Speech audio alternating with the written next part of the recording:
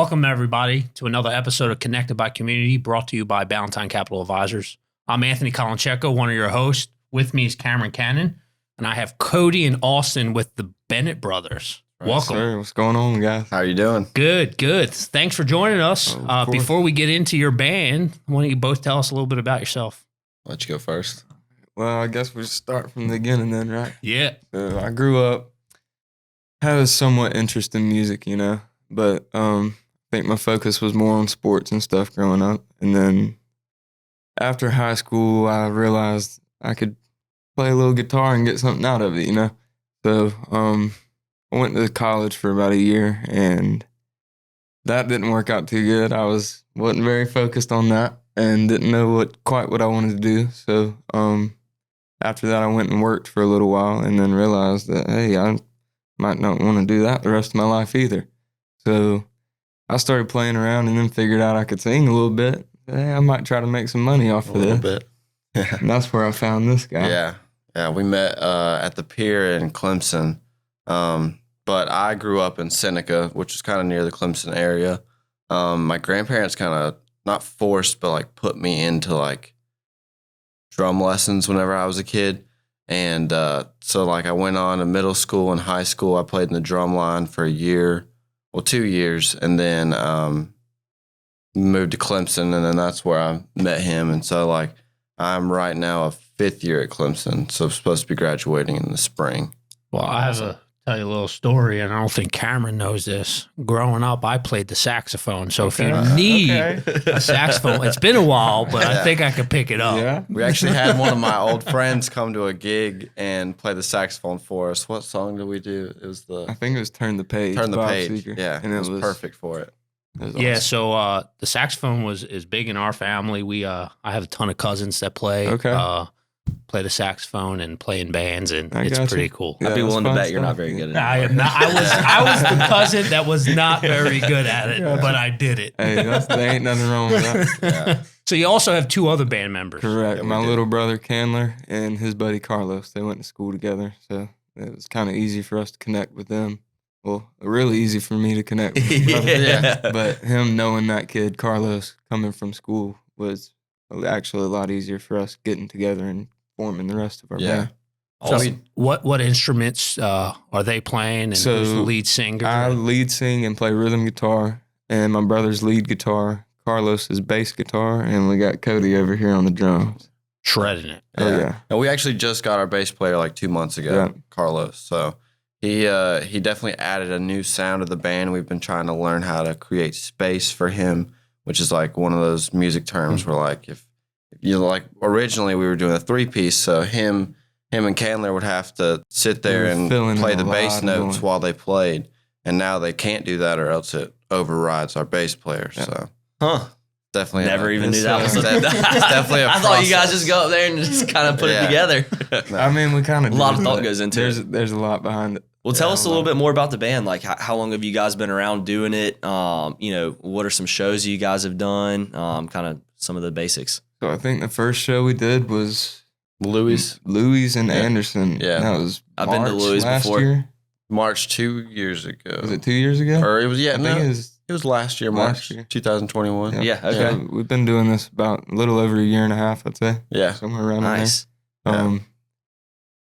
We play a lot in the upstate, a little bit in Georgia. We're about to start playing more in North Carolina. Yeah. We got a big gig coming up at Chapel Hill. Oh, awesome. Sure enough. That's awesome. Trying to think of what my favorite gig we've done so far is. My favorite gigs are probably Study Hall in Clemson whenever it's filled with students. Oh, yeah. And there's you just look down and there's not a single inch of room. Everybody's just crowded. Energy is probably. Oh, they eat it up. It's awesome. Probably the best one was AGR in Clemson. Yeah. Because that was, I think they said 1,200 people were there or something. Oh my gosh! It's like a big country frat, right? Yeah. The big White House. I went to Clemson for the folks that are listening that don't know, and I actually live near that, and they throw some huge throw down parties. Yeah, Huge definitely. ones. Was that one outside, or don't they have like a little They like had the basement? biggest tent. Yeah. They had the tent outside in the backyard, and it was their Rush blowout or whatever. So do you have to drive like a truck or a like Jeep or something to be Okay, there? Or so no? that's the That's thing. one question I've always wondered, because I drove by there every day and there was never a car there unless it was like a woman's car or something. Yeah. So pretty much every truck in that in their parking lot is either it's a truck or it's a Jeep. Yeah, or like you can't park there. I don't think you can get into the fraternity without. That's what I was wondering. Like, is that like just an unspoken truth? I'm telling you. So imagine this big like white old house, okay, and there's just like a row of like everything from like a brand new like super nice like probably daddy's money, not hoping don't offend anybody, like truck to like just like a mud bog like Jeep, and that's it. Yeah, If you don't have one of those, like there's no cars there. You're not in it. It's They're insane. good people though. They're Yeah, good. yeah, they are. I Yeah. had some friends that were in But that. that's the funny thing. We pulled up to play there that night, and we all drive old little cars. Yeah. You know? Yeah.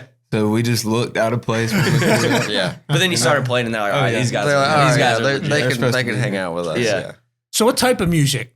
Okay, so the term that I've recently come up with is a little too rock for country, but a little too country for rock. We're somewhere in the middle there. Yeah. But at Okay. the same time, I don't want to box us in and give us, put ourselves there. I'd like to experiment and try different stuff, We kind of play it all. Yeah, we definitely do. A lot of classic rock, a lot of country, and then a lot of country rock, southern rock. I mean, you can't really put a label on Heck, some we of throw it. some dang Prince in there every now and then and stuff. Yeah. Yeah, a lot of random Switch stuff. it up a little bit. Have you created your own songs? Oh, yeah. We Yeah. actually cut a song yesterday at Studio 101 in Woodruff. Oh, That nice. should be out Super cool studio. here in a couple months or so. Yeah, I'd say so. It probably takes like 3 or 4 weeks for them to mix and master it, and then it'll take us 3 to 4 weeks to release it on like the platform we use. So that way, it gets more exposure on the platforms. That's awesome. So whenever you guys are doing gigs, is it usually kind of like a mix of both? Like you'll play Yep. some of your own music and then play some like fan favorites and then kind of everything in Right. between? Yep. Okay. Yeah. Oh, yeah. I'd say there's probably 150 songs that people like to hear, you know, and you can go different places and play those songs, and you can get the same reaction from every place. So you guys have to like practice a good bit, like playing together Yeah. to make sure Yeah. you guys are on the same page? Oh, yeah. Yeah. Yeah. Originally, we We were try to. practicing like once a week, and then it started into once every 2 weeks, and then for a little bit there, we didn't practice, and we Yeah. were just doing shows like it was practice because Yeah. it was so many, like 3 a week, and it was getting crazy. But now it's with everybody starting school back, we're going to have to start doing a lot more on our own Yeah. at home. Well, I mean, we kind of have been doing that so far. Yeah, we have. But we like to prepare before we go and practice. That way, when we get to practice, we know we can knock it out real quick. Yeah. Tell me the process to actually get gigs. I'm I'll guessing let you for take I'm guessing for being a newer band, it was Yeah. kind of probably a little hard It's- to kind it's of get some work. inside. So originally, we started doing the social media and trying to build that up, and we probably had like 100 followers. Our first gig was TD's at the Pier, which is now Tyler's Pub at the Pier. That was our first gig ever, or second gig ever after Louis. And so we started our social media with that, and we tried to use our social media as a way to like show off, hey, like we can play. We'd love to play for your venue. So we DM people on Facebook, Instagram, email. We created like a band email. And there's this platform called Repsy that this guy named Graham started, and it's for venues to pick out bands that they want. So that's how we got the Chapel Hill gig. Somebody found us on his platform and messaged them to message us. So they're like the middle person for gigs. Yeah. So we've gotten like 3 or 4 gigs through them. But it's a lot of just emails, DMs, calling places, and a lot of times they won't call you back or like. So there's some sales email you involved, back. basically. Oh, You got to definitely. sell yourself. You got to sell it. Yeah. What's And then you have places that reach out to you, and it's a whole. That's a good so feeling. Some people do reach out to you. The biggest thing is like rates with certain places. Like some places, some places pay better than others, Yeah. And whenever you're playing 3 to 4 hours with a 4-piece band, you know, you expect something. Yeah, you for gotta something in get return. Yeah. Yeah. Right. What I mean, we'll jump into some other stuff, but on the like sales side, do you have people that like, you know, are like recurring customers, like you mentioned, like Tyler's Bar and TD's and Study Hall, like some of those, like, you know, after you play there a couple times, like, wow, these guys are good. They brought in like a good crowd. You know, we'll reach out to them next time we need somebody to play for an event. Definitely, like, we're the house band at Wendell's Dipping Branch in Anderson right now. Okay. So we've brought in some good crowds there on Saturdays, a couple Fridays, but we normally play there on Fridays. But there's a few places where we've liked, what's that place? Lincoln Tap Room. Lincoln Tap Room. That's definitely a big place for everybody around your close to hometown home. Yeah. comes there. My girlfriend and her whole family will come to that. Yeah. Everybody and a lot of friends and their parents will come. So it's a lot of fun. Awesome.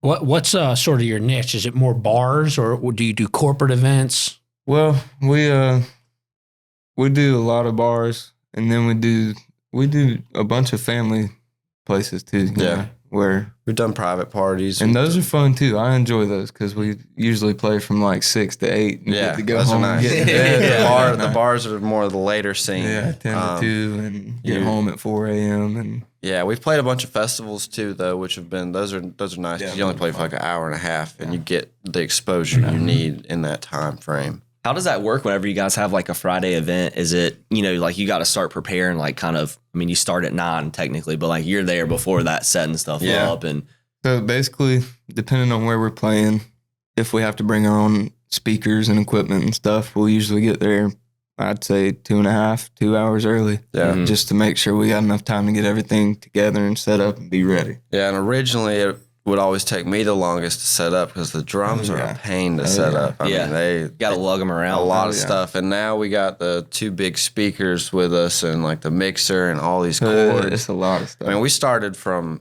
like one little PA speaker and like small bars, Yeah. and now we're playing like with all this really expensive equipment now, just over the last year and a half. Wow. This- What That's nice. upcoming gigs you have? So let's see. We play tonight at Ollie's in Greer from 10 to 1. And then tomorrow we're playing at Events by the River in Woodruff. Yeah, they have a thing called Sandbar Saturday. They got, I think it's Brandy Colt and Andrew Crawford. Don't quote me on that. I think that's his last name. And then another band's going to be playing there too. And then next week we play Southern Heart Down in Georgia. in Hartwell, Georgia.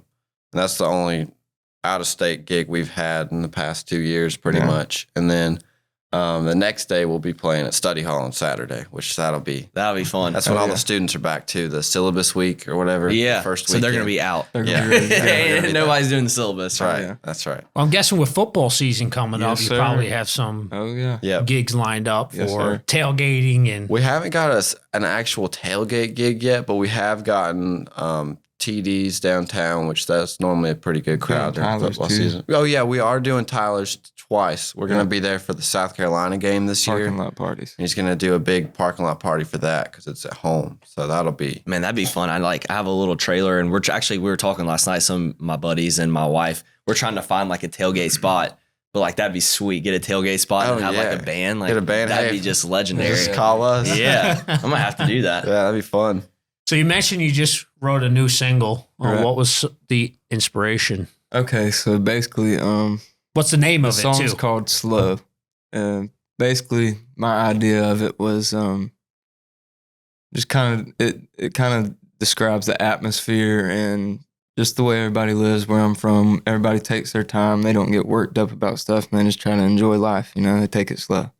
And that song's basically just my spin on how it felt growing up around there and how it still feels living there. Yeah, And I just feel like it touches a part on life that people really forget about a lot, and just slow down, Mhm. enjoy it, realize that, you know, life is precious and you don't have to get so worked up and Right. be going. And it's I mean, definitely a big change up from our first song, Oh, Bad yeah, News, it's because a Bad little more News is more country. classic rock, and then this Yeah. one's more country and slower. So I need to listen to Trying slow. to- My wife and my parents tell me all the time, like, man, you need to slow down. You're doing too Yeah, much. man. You're working, Yeah. and I'm like, nah, I'm all right. But It was, yeah. it was You always funny. got to and- take some time. For Yeah. yourself. I'll come from the north, so Okay, I it's got everything's It's not fast. slow. Everything's fast paced. You're getting. You start listening to country Oh. music. You've been in a couple concerts. yeah. He's got a cowboy hat. Oh, no. That's a start. Yeah, it's like I say. Your wife catch hates me in cowboy boots. I don't know if you all saw Oh, the man. movie My Cousin Vinny, but that's what I would look like. Oh, yeah. Cowboy Anthony comes out. Well, other than just some of the events that you guys have coming up, what's the future? What do you guys hope that looks like? Obviously, every band wants to be some huge thing, but course. you guys said you're playing in the upstate. You just got a North Carolina gig. Starting to get some Georgia gigs. Yep. Do you guys kind of want to like eventually expand out? Do you Oh, guys kind yeah. of want to stay here? I guess yeah. what's the future looking like? So, like you said, everybody wants to be a rock star, Yeah. We're still trying to figure out how to turn this into the business side of it to where we can actually start going and doing that kind of stuff. I feel like that definitely is going to take more money. We're going to have to get paid more Yeah. to be able to go and travel like that. But I feel like part of it is having to miss out on some of that money to get yourself out there and expand. And yeah, definitely. And we're starting to take like really small steps right now towards something a little bit bigger. Like we just ordered our first round of T-shirts yeah, ever. getting some Oh, merch nice. on. These were like our first trial run ones. We finally just ordered 50 of them.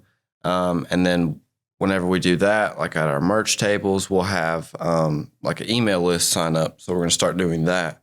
Because I didn't really realize this, but like people still do a lot of email lists for big stuff like that. So Yeah. that way we'll be able to build up like some actual physical followers on an email list versus just a social And then let them media know, platform. hey, playing here, Exactly. new shirts drop, new single, Right. et Exclusive cetera. content behind the scenes. Yeah, like that's promo awesome. code. So on the business side, how does a band actually work? Obviously, simplifying it is, you play, you make money, and you spend that money to get another gig. But Yep. on the outside of that, it sounds like, you can sell merch, you can, have an email list. What are some other ways that you guys are getting money from that? So that's the main way is through gigs and merch and tips on gigs. Yeah. Because the streaming platforms, you really don't get paid like that much at all. Nah. You get paid. You tell me Apple's not paying you guys millions of dollars yet? No.